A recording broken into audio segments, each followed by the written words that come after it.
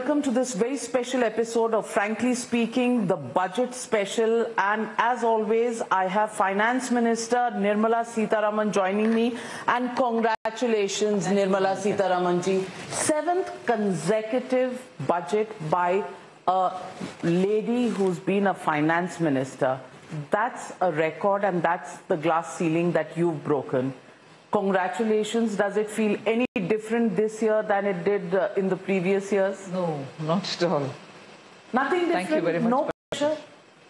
No, every year budget till it gets passed in the parliament is a task which you have to go through, and each year has been a learning experience.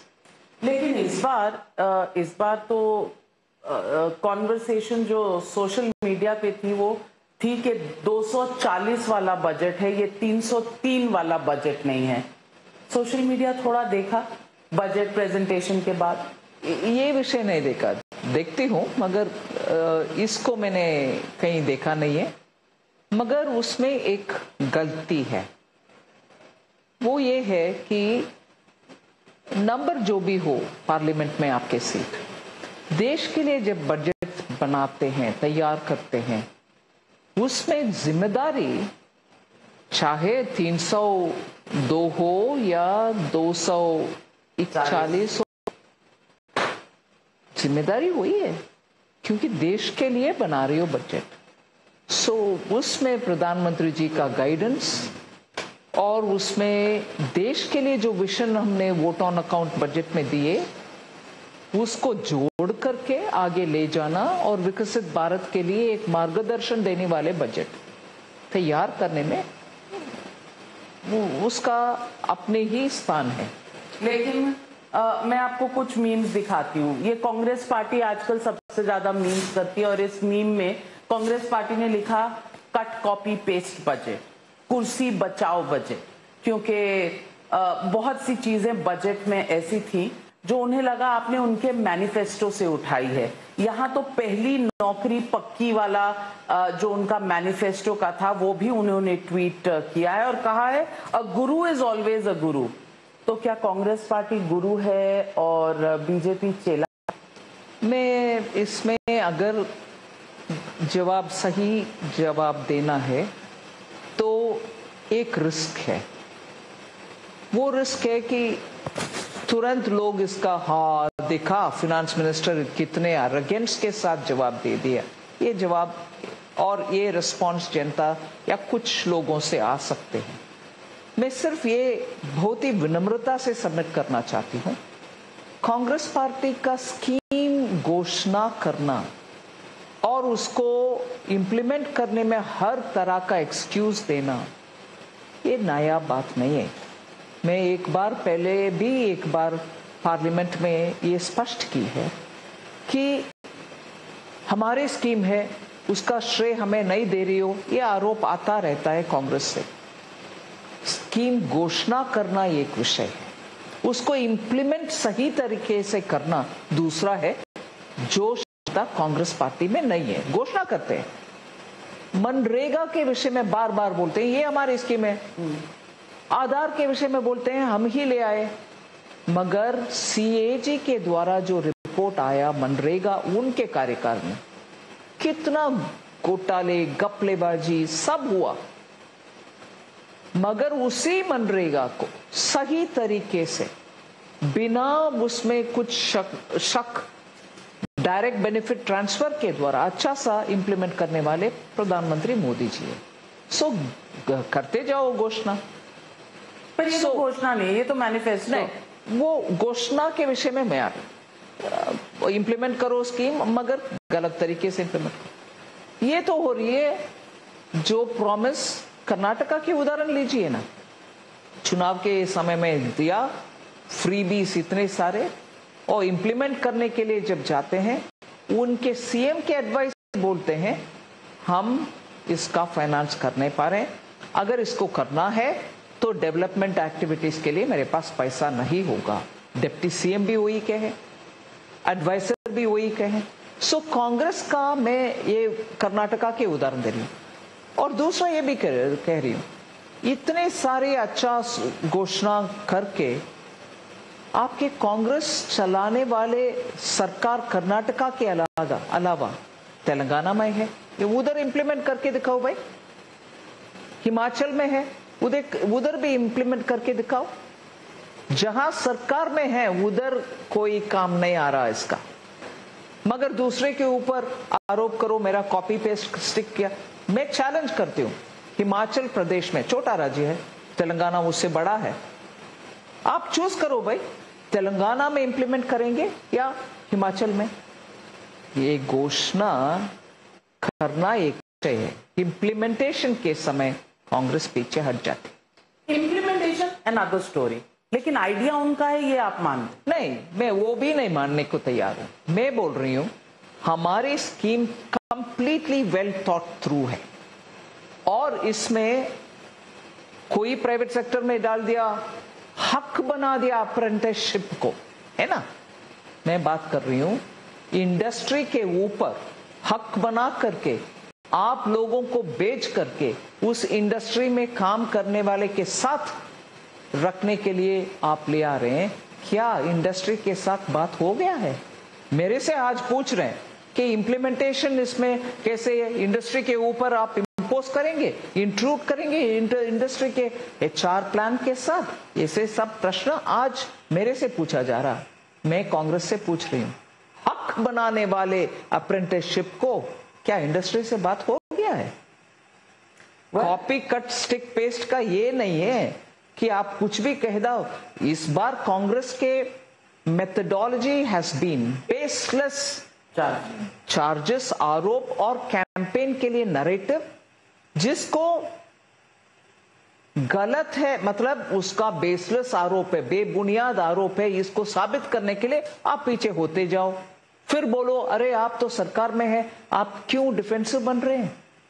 अरे ये बयानबाजी और aggressive तरीके से बात करने में कोई झूठ सच्चा नहीं होगा, मगर कांग्रेस वो प्रयत्न करने के रास्ते पे चल रही है। But then let me ask you, this has impacted you in the recent elections.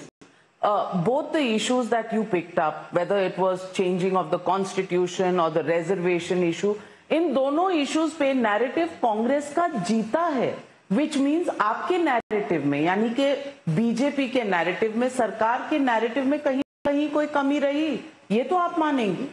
मैं ये मानती हूं कि कांग्रेस अपप्रचार कर रहा है, एक जिम्मेदाराना पार्टी, और अभी इस चुनाव के नतीजा को तो आप भी समझते हैं कि सरकार इलेक्ट करने के समय ऑपोजिशन का भी इलेक्शन हुआ, ये मैं मानती हूं। पार्टी 99 सीट 50 के अबाव से 99 तक पहुंचे, मगर 100 पार नहीं किए। आपको एक रिस्पॉन्सिबल ऑपोजिशन के रोल प्ले करने के लिए जनता ने वोट देकर आपको 99 के साथ भेजा है। 99 के साथ रिस्पॉन्सिबल ऑपोजिशन कैसे होना, इसके ऊपर भी सोचना आवश्यक है। So let me ask you, middle class, इस बजट में मिडिल क्लास को आपने लगभग 17,500 रुपीज का एक रिलैक्सेशन दिया by raising the exemption limit. Great. How much does that work out to? मैं आपको बताऊं, पर मंथ एक मिडिल क्लास के घर में 1,458 रुपीज बचते हैं। आपको लगता है कि इस 1,500 रुपए से कम की जो बचत हुई उससे मिडिल क्लास घर में कोई खास फर्क पड़ेगा? Navika, I respect this issue of middle class should be given some rahat. How much ever I wish to give, I love to give more. But after a point, it's also, particularly when it comes to tax-related issue. That is why, to make a difference to the salaried people, I made sure that the standard deduction will go up from 50,000 to 75,000. Once the tax rates are also being changed, that will benefit even the higher tax payers Because for every 1 lakh, first 1 lakh, first 5 lakh, first 10 lakh, first 15 lakh, the kind of benefit that will benefit even the higher income groups. So, first of all, our intention to give something to the middle class salaried people, I increase this standard deduction. I can do more, I wish to do more, but there are limitations in taxation. How much more can I give is a question that I have to look at. So ideally, yes, I love to give more, but there are limitations. And I have to consider there are limitations. That's why affordable housing, I'm giving some kind of a benefit and subsidized interest. I'm also making sure that student loans for students who are going to study in Indian universities is up to 10 lakhs, and on that also a subsidized interest will be given for families to pick up for children's education. So there are various ways in which we are trying. Especially when papers are leaking all over the place. Well, that has clearly been taken up in the Supreme Court, and the Supreme Court has come out with, having looked at the case, its judgment. I think we should learn to judge, learn to respect the judgment which has come from the Supreme Court. Nirmala ji, आपने कहा middle class को मैं ज्यादा देना चाहती हूँ, लेकिन सवाल लोग ये करते हैं कि इस देश की 140 करोड़ की आबादी है, उसमें से 7 करोड़ लोग इनकम टैक्स के नेट में आते हैं, जिसमें से 5 करोड़ लगभग, शायद उससे कुछ ज्यादा ही, सिर्फ रिटर्न फाइल करते हैं, टैक्स नहीं देते। यानी कि पूरे देश के 140 करोड़ लोगों के बिहाफ पर अगर कोई टैक्स दे रहा है तो वो 2 करोड़, लगभग 2 करोड़, शायद उससे कम लोग। क्या उनकी गलती यही है कि वो सैलरीड हैं, उनके पास कोई ऑप्शन नहीं है, उनका तो जो टैक्स है वो टीडीएस पे कटता है? और एक मीम जो मुझे दिखा, जो मुझे बहुत लगता है कि हर मिडिल क्लास घर में, और ये अगर मैं आपको दिखाऊं तो इसमें, आई डोंट नो आपने देखा कि नहीं सोशल मीडिया में, वो कह रहा है ये तनख्वाह आती है, तनख्वाह में से आप पहले तो 30% डायरेक्ट टैक्स दे देते हैं और बाकी का आप क्या करेंगे, आप जो खर्च करते हैं उसमें आप अगर ऑर्डिनरी चीजों पे खर्च करते हैं तो आपको 12% का जीएसटी लगता है, थोड़ी सी महंगी चीजों पर करते हैं तो 18%, और लग्जरी गुड्स थोड़े बहुत खरीदने का अगर आपका शौक है तो वो 28%। तो ये सैलरी यहाँ चली जाती है, और यहाँ पर आप जो इन्वेस्ट करते हैं तो अगर आपके लॉसेस होते हैं तो सरकार आपको कुछ नहीं कहती, लेकिन अगर आपको फायदा होता है तो आप 20% टैक्स दे दीजिए यहाँ पर, या 12.5% जो आपने long term capital gains tax लगा दिया है। तो सैलरी वाला, खास करके प्राइवेट सेक्टर में जो सैलरीड इंसान होता है, उसके पास कोई सोशल सिक्योरिटी नहीं है, उसके पास कोई पेंशन नहीं है, वो सरकारी नौकर नहीं है, उनका कौन सा बेनिफिट है जिस पर टैक्स नहीं लगता? ये सवाल जनता पूछ रही है, मिडिल क्लास के लोग पूछ रहे हैं। हम टैक्स रेट कम करने के लिए हर कोशिश करें। That is why we brought in the new tax regime, the second, the alternative new regime, which has far lesser rate compared to the old regime. The old regime has a lot of exemptions and so on. Many people said we don't need the exemptions, so we brought that. That's one. We tried to reduce and simplify the taxation entire system and regime itself. And it's difficult to convey this, and I don't know how I'm going to do this without causing this outrage about, how dare the finance minister say this. But let us, matter of fact, please allow me this indulgence. Is GST tax on the essentials, was it brought in only by GST? When they taxed under the earlier pre-GST regime in every state, through VAT or through excise? Don't tax, great principle. Great principle. Don't tax at all.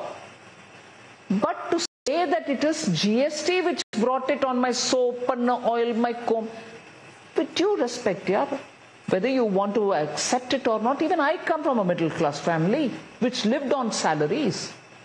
Do you think I'm here now doing things which I don't understand? With due respects, GST on daily use items, every state was doing its own earlier.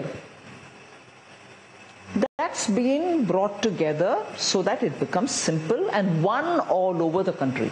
In some states, buying a car was cheaper, and some other state it was more expensive. So in order to get the entire country to deal with it in one fashion, there was a GST council formed and rates have been decided. Now, the ministers who sit in the GST council spend a lot of time understanding this and represent the people. All of us speak for people, and therefore to think that before GST all these were free, whereas now it has been taxed, no. But I can for sure say, after the GST, the tax rate on all of them has come down. I've released n number of data to show that the ordinary daily use common man items have been brought down in tax after the introduction of GST. Let's give credit where it is due. तो अखिलेश यादव जब कहते हैं कि 12 lakh annual income तक के लोगों को आप बिल्कुल टैक्स फ्री कर दीजिए क्योंकि उनके हाथ में ज्यादा पैसे होंगे तो वो ज्यादा चीजें खरीदेंगे, आपको तो जीएसटी में फिर भी टैक्स मिलेगा.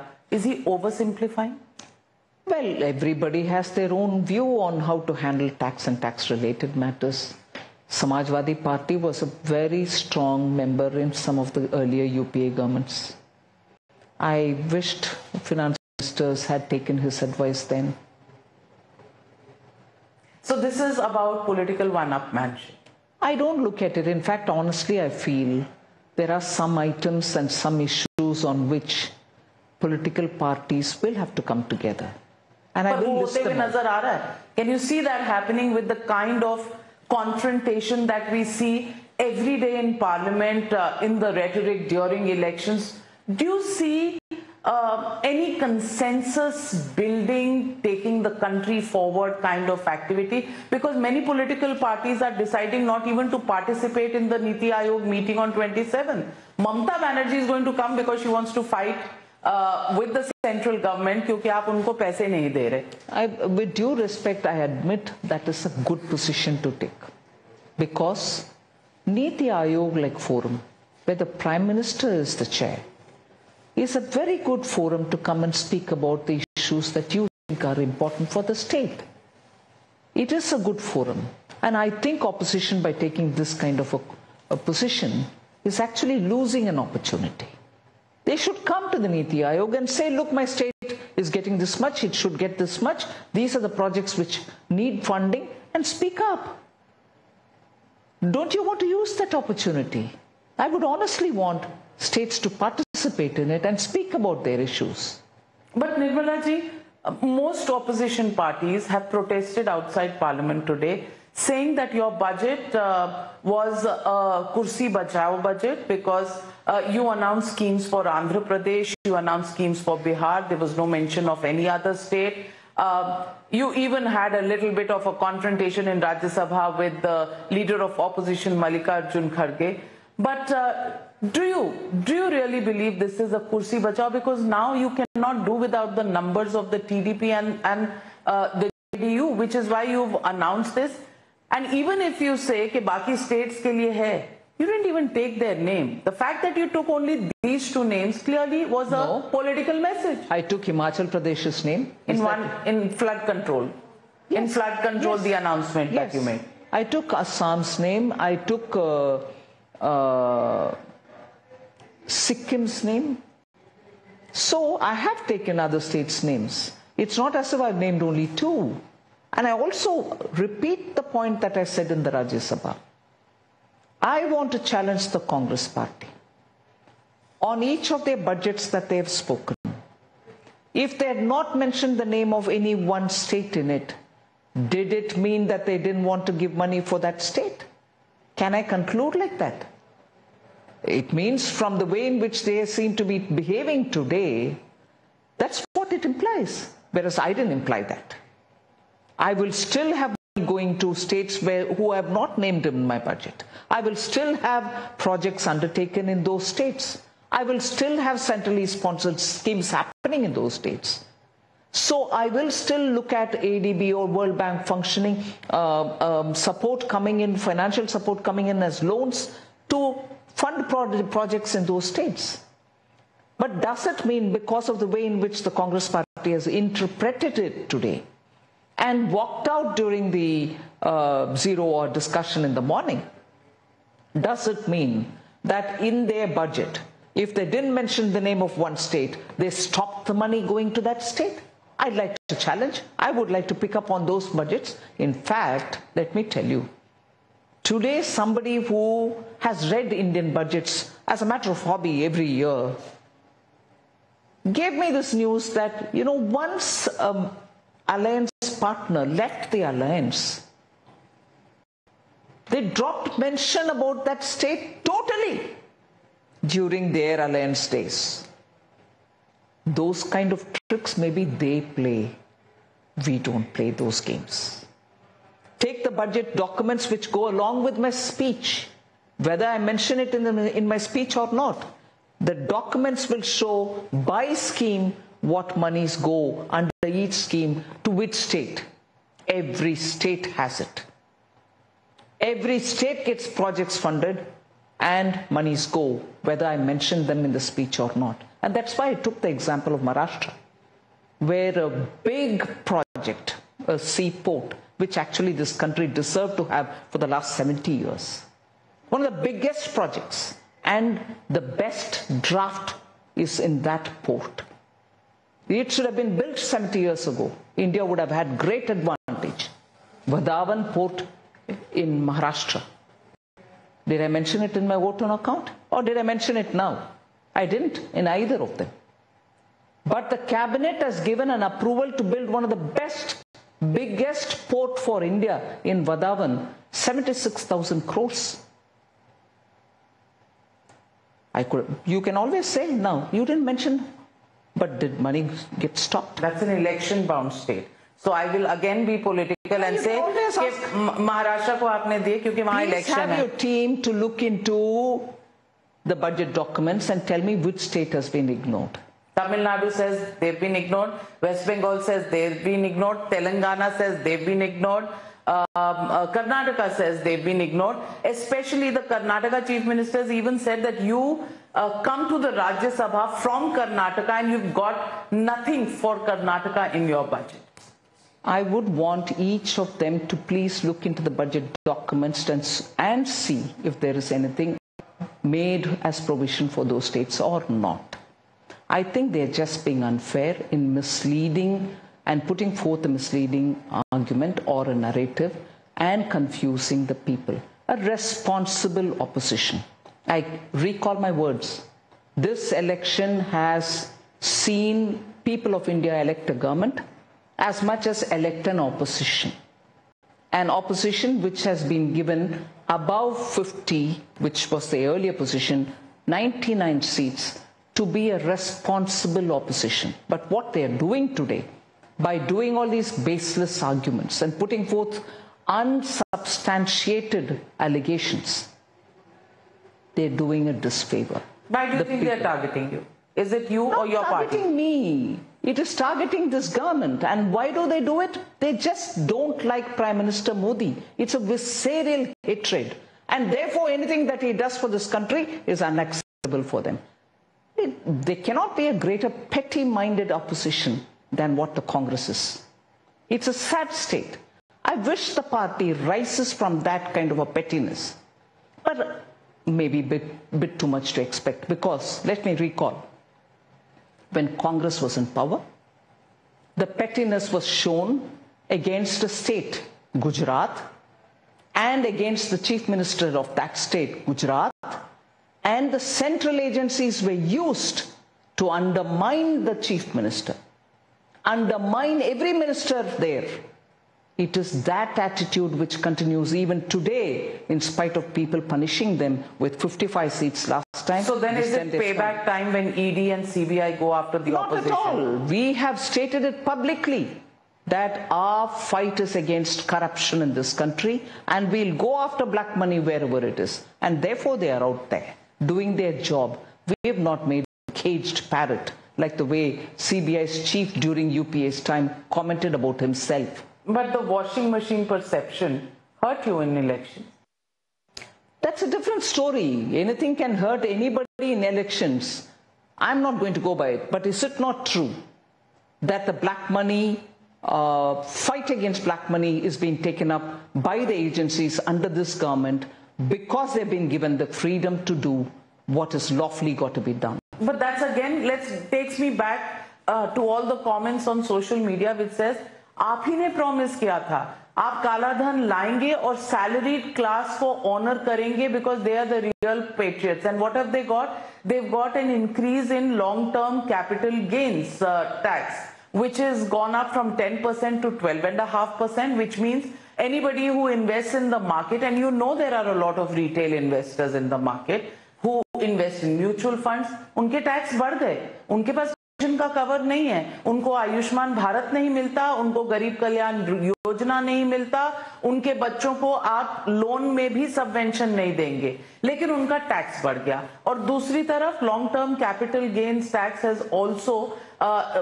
come down from 20% to 12.5% in the assets segment, but indexation has been taken away. Now, your party can joke about the fact that everybody is an indexation expert, but in some cases, that tax, in some cases, will hit people selling in the short run. Navika, I'm sorry, I don't know whoever informs you on this long-term capital gains tax and the measures that we've taken. In fact, since last night, the CBDT has been putting out, and even now as I've come for this interview, there is a frequently asked questions section, yes. FAQs, which the CBDT has put out, explaining in detail. It's differently, I think. Explaining in detail as to why this has been made. Yesterday in the press conference, the Revenue Secretary neatly explained as to how 1.25 lakh has been exempted annually for the smaller investors in the market. They are not subject to 1.25 lakh is not subject to the tax. So keeping in mind the small investors, we've given that exemption. But as Revenue Secretary rightly explained, majority of them who are earning big amounts out of it are the ones who will be paying 12.5 rather than 10 now. And the indexation removal has been explained very clearly with case instances. So many cases have been shown as those which we studied before we brought this, so that people will pay lesser than what they have been paying even with indexation. What they're going to pay at 12.5 is lesser than even what they have paid if the indexation were to be there. So enough work was done in consultation with people who advise us on these matters, and it has not been brought in thoughtlessly. And today and since last night, the kind of explanations that we are giving to dispel all these quick fix answers people have given, which are not right. I would want everybody to please go through the explanations, the clarifications, the FAQ, which the Income Tax Department, the CBDT, has put out. Then you'll know that it is certainly not going to hurt most people. There can be some who are, getting that benefit at a higher level, but certainly not the middle class, certainly not the poor, small retail investors. I can assure you on that. Enough and more work was done with instances of what if the price is now here, what it was purchased so and so year. We've done all that and we've put it all out. So you're kindly have a look at it. I looked at it. It was done. Let me assure you with this one line. It was not done for revenue considerations. It was more an exercise to simplify the entire long-term capital gains and also to make sure all asset classes are treated similarly. So you're saying there's no relook that you're planning on this issue? It is now a property of the parliament. I can't comment on it beyond this.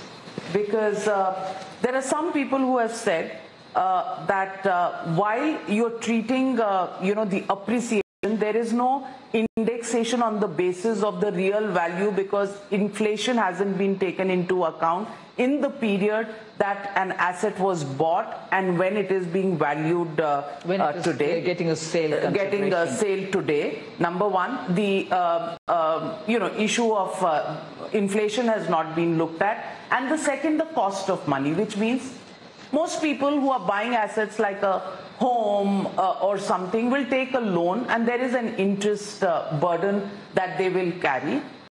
Some of those people, and they might not be the super rich in the highest tax bracket, have put this out. I'm only bringing to you Sawal Public Ka. Absolutely no harm in asking, and I'm willing to answer every question. Sawal Public Ka, and my answer is also for the public, and I appreciate you asking it. But I'm saying please go back to look at the FAQs and the issues which have been given clarity through the CBDT.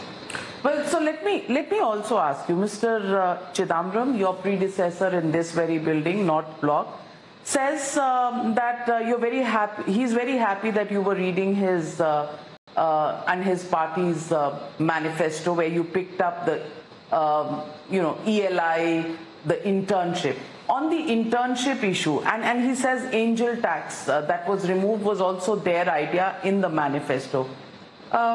Really, were there some efforts made to look at other people's manifestos, other parties' manifestos, before the BJP finalized its own policy? I would want to first of all remind that it was the Congress party which brought in the angel tax in the first place. That was in 2012. And they were there in power for 2 years after that. This removal which we are doing now, they should have removed it much before they went away. So it's very nice for the Congress party to remind me, saying, we said that this should be removed. So in fact, there was a tweet, I think, saying it's an exploitative tax. It should be removed. My question is, who brought the exploitative tax in the first place? Who brought it in? Congress party. Before 14, you could have removed it before you went away.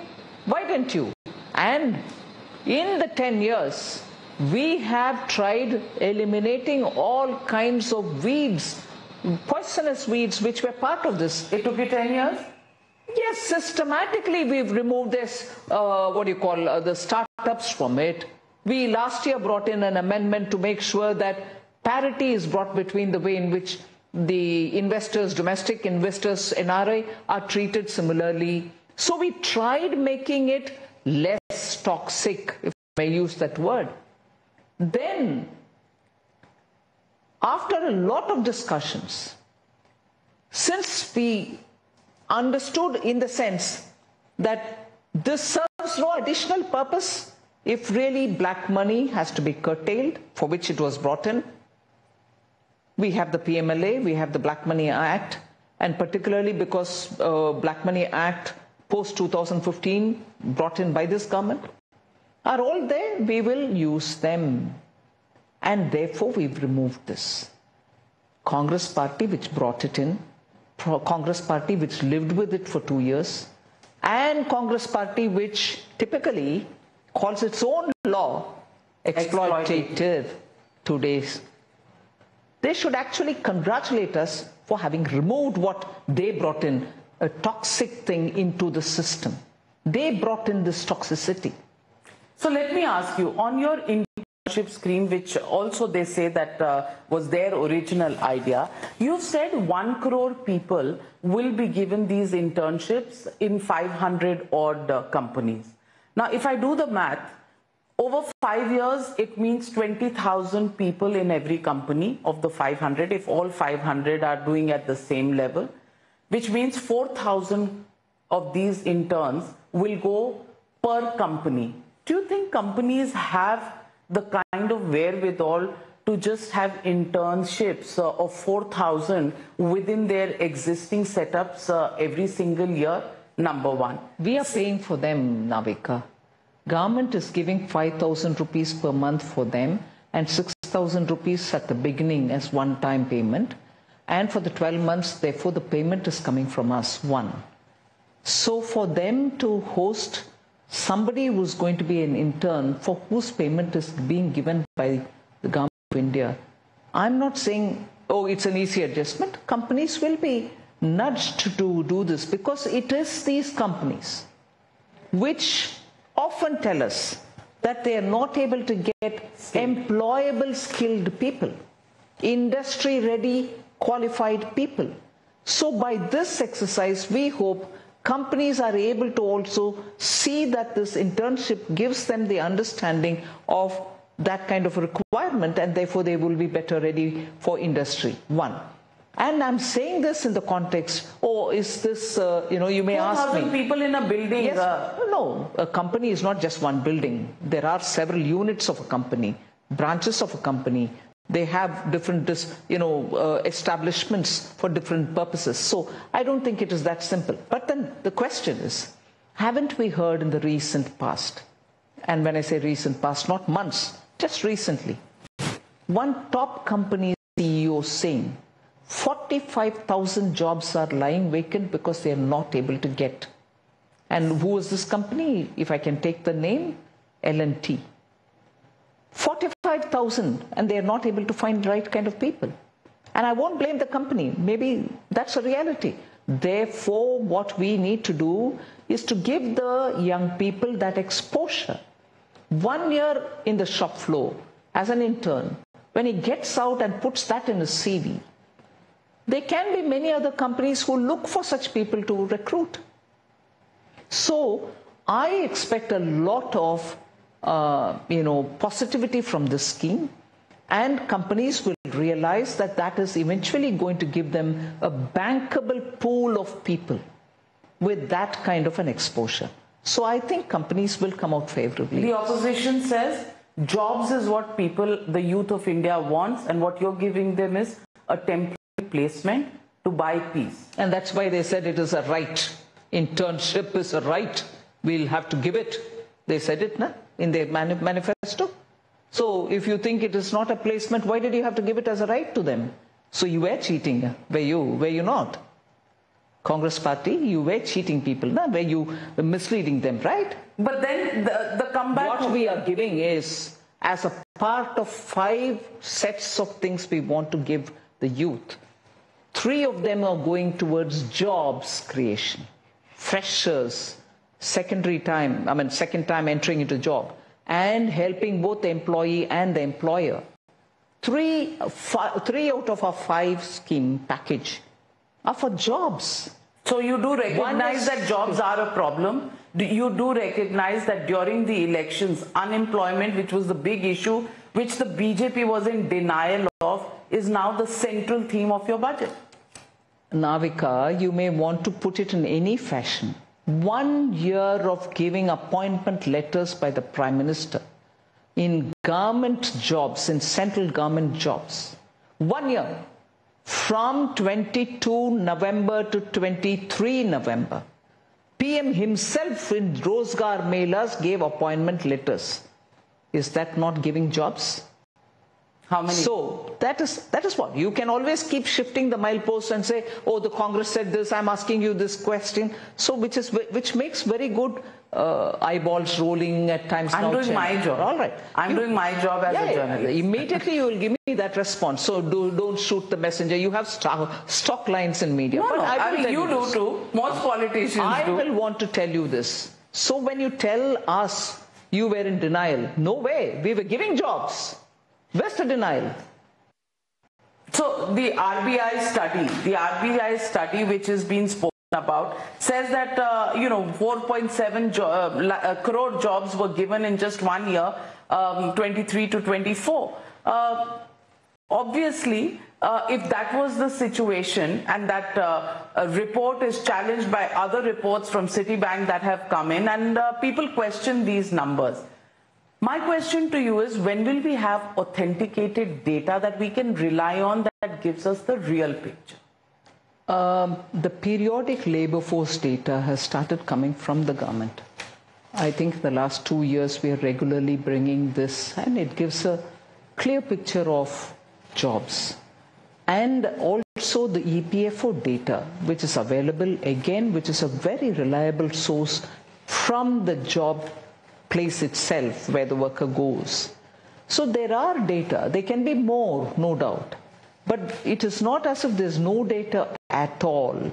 And every time we are looking at formal jobs, let's also remember it is in this country in the last 5 years, because of the rapid rate at which digitalization has happened, there is a higher level of formalization. Many workers from the informal sector are getting into the formal as well. Lots of changes are happening, and therefore at the moment data is coming through from from the banks which have lent to them for being self-employed. And when we talk about that, immediately you have a mocking tone coming from the Congress saying, oh, you want everybody to make pakodes. No, every self-employed man does it with pride. So when Mudra loan is given, when PM Swanidhi loan is given, when PM Vishwakarma helps self-employed people who are working with their hands, with minor tools in their hands, these are all aimed at self-employment. They have to also be counted gradually. So jobs are happening. Just not in the formal sector. Also in the formal sector, but many out there in the informal sector. So we need to have a way in which we are able to count them. At the moment we get the figures from the banks as to how many people have taken this loan, so they're running their own business, maybe they have one fellow to help them and so on. There are very many different ways. Startups, unicorns, when did they happen? They're all self-employed. Are they not employing people with them? Are we counting them or not? So.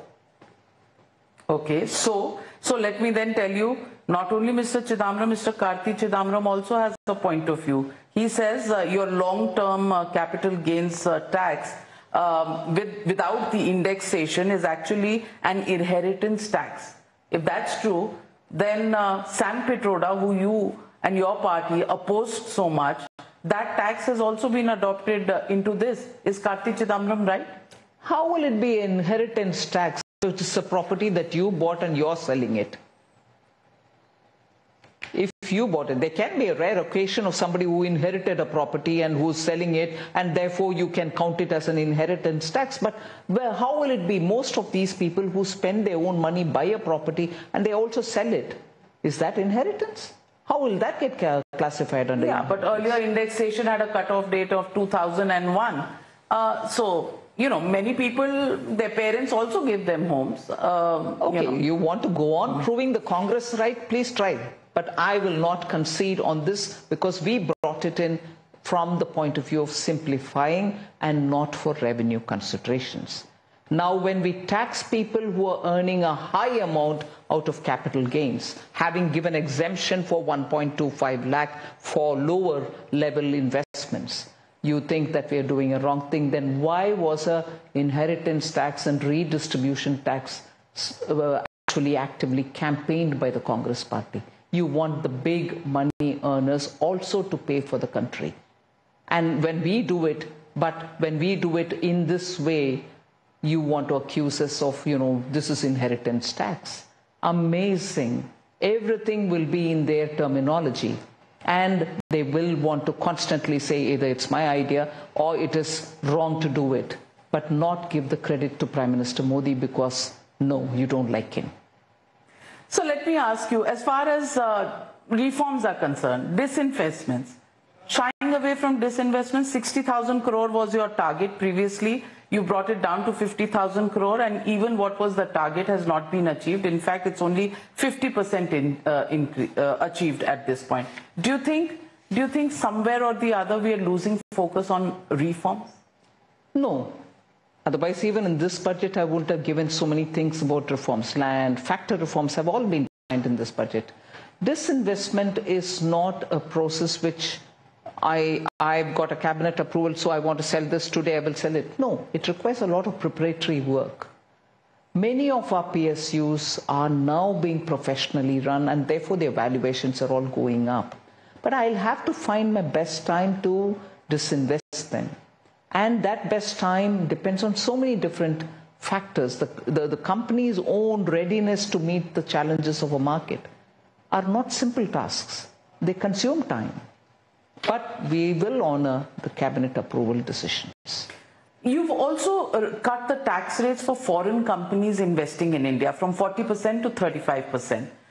Is this because FDI, people say, has been falling, and FDI falling and the percentage of the GDP is an area of worry? Do you think this tax cut alone can once again... It wasn't aimed at that, nor is it expecting a huge flow because of that. FDI come into this country in various different forms, in the sense various different sources invest in India. And we've kept a policy which is favoring FDI because we think India is the place for manufacturing now, and investments should happen in this country. Therefore, the policy, FDI policy, is something which has been every year bettered and improved upon. We are now looking at investments coming for labor-intensive sectors as well. So, but FDI stood at almost $14.5 billion in April 23 to February 24 period. It's down from that level. It's down to that level from $26.7 billion. That's a sharp fall in FDI. FDIs also move based on many other external considerations. Doesn't move just on India's own policy or India's own situation, global situation. But we wanted to be the alternative to China. How far are we from that target? We are still working towards it. That's why you have this growth. You think this growth can be otherwise achieved? Growth in the economy, but there's no growth in the FDI. And how will we become an alternative to China unless FDI increases? Today, domestic investments are also happening in a big way, and we want to recognize that or not. You quote me the FDI numbers, I also tell you about the investments within the country, the retail participation in the stock market. Are these not factors which will promote investment within this country? The JP Morgan index, through which natural flow of investment funds are happening almost like clockwork. These are also important things, developments which we need to take into consideration. Let me then ask about Morgan Stanley. Okay. Let me also ask you about subsidies. Subsidies as a percentage of GDP have been coming down since 2020, which was the peak COVID period, down to a level of 1.31% of the GDP in 24-25. Food and fertilizer subsidies have gone down while petroleum subsidies have gone up. Is this a policy shift? Because food and fertilizers often were the larger part of the subsidies. We are back to subsidizing petroleum. Food subsidy is so many different ways, right? You procure MSP, your free food grains. They're all happening. So there is no way in which we are cutting down. There can be small changes here or there, but main schemes are all intact. We are still giving subsidy for fertilizer to the farmers. We have not reduced that. But that rise in the fertilizer price which happened post-2020 is not the rise now. So we don't need to pay that much for a price which has come down.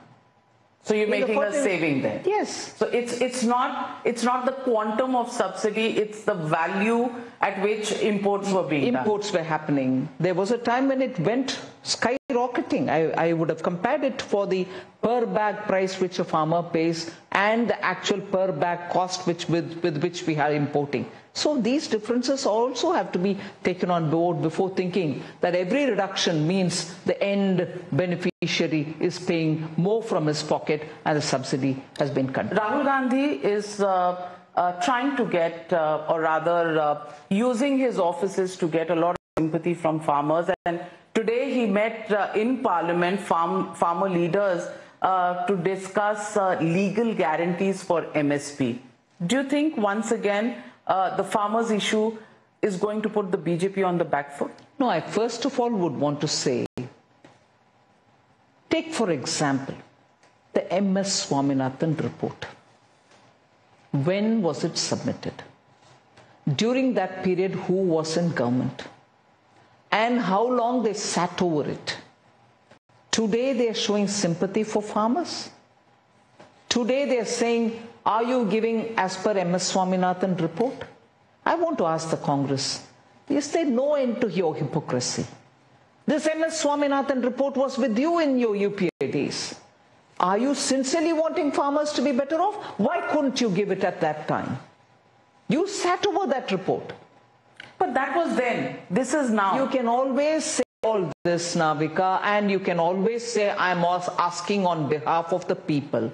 Please ask the Congress party this question. Now you're standing next to the farmers and asking this question. Very well, do it. You're in the opposition. But I want to ask them, and I wish media asks them. MS Swaminathan report was very much in their hands for more than a couple of years. No sympathy at that time to the farmers. You explained to the people that emergency was brought by them, yet their narrative that BJP wants 400 seats because they want to change the constitution, that narrative gained some momentum on the ground. So what did the media do about it? It's not my job. You are fighting elections with the opposition parties. How is the media supposed to get into it? Of course, media cannot do anything. I agree. So, on the farmers' issue, I'm keeping you an answer on the farmers' issue. You come back to me to ask the same question again and again. Please do ask the Congress party. Okay. The last question. Swaminathan is being raised by the Congress party members even today. Look at the temerity. That report was submitted to their government. They have not done a damn about it then. But today, oh, you're not giving MS Swaminathan. Amazing audacity, I would say. So, Ms. Nirmala Sitharaman, the one very popular scheme that was promised was the Ayushman Bharat coverage to people above the age of 70 years. The provision that has been made by you in the budget has only been revised by about 500 crores for the health department. Do you think you'll be able to, roll out this scheme because that will require 4,000, 5,000 crores? Do you think that's going to be rolled out in this year and the promise will be kept up? I'll have to talk it out with the health ministry to see how they're going to take it up. But no. So you've not provisioned it, but there are several times, for instance, go to looking at Manrega. It's a demand-based. As and when the demand comes from the department, we certainly give it. It's not as if I park the funds ready sitting there. Even at the BE stage, as the year passes by, we'll add. Nobody is denied money once it's made in the budget. The moment the department places that, we'll always... So you'll divert money from somewhere to somewhere else? It's not diversion. We have made a provision, we will give it. Or else I'll go to the supplementary demand for grants during the next session of Parliament and take it from there.